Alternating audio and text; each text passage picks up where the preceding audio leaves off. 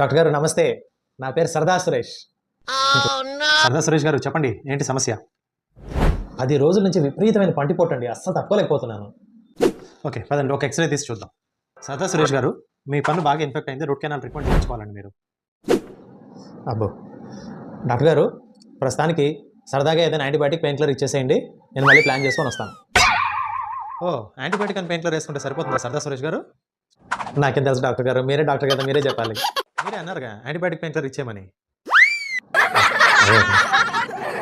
సరదా సురేష్ గారు, యాంటీబయాటిక్స్ అనేటివి లైఫ్ సేవింగ్ డ్రగ్స్. వాటిని పిప్పర్మింట్ లాగా తీసుకుంటే యాంటీబయాటిక్ రెసిస్టెన్స్ డెవలప్ అవుతుంది. అంటే ఏంటి సార్ యాంటీబయాటిక్ రెసిస్టెన్స్ అంటే? అంటే యాంటీబయాటిక్స్ బ్యాక్టీరియా మీద అసలు పని చేయకుండా అయిపోతాయి. యాంటీబయాటిక్స్‌ని అవసరం ఉన్నా లేకున్నా డాక్టర్ చెప్పిన రోజులు కరెక్ట్‌గా ప్రిస్క్రిప్షన్ ప్రకారంగా వాడకపోయినా శరీరంలో ఉండేటువంటి బ్యాక్టీరియా చాలా పవర్‌ఫుల్‌గా తయారైపోయి నెక్స్ట్ పర్సన్ ఇన్ఫెక్ట్ చేసేటప్పుడు చాలా సీరియస్‌గా ఇన్ఫెక్ట్ చేస్తుంది. సివియర్ ఇన్ఫెక్షన్స్ అవుతాయి. ఇలా సరదాగా కొంతమంది చేసే తప్పుల వల్ల టోటల్ సొసైటీ ఎఫెక్ట్ అవుతుంది. ఇలాగే యాంటీబయాటిక్ రెసిస్టెన్స్ డెవలప్ అవుతూ పోతే 2050 సంవత్సరం కల్లా భారతదేశంలో 1,00,00,000 మందికి పైగా ప్రాణాలు కోల్పోతారని లేటెస్ట్ స్టడీ.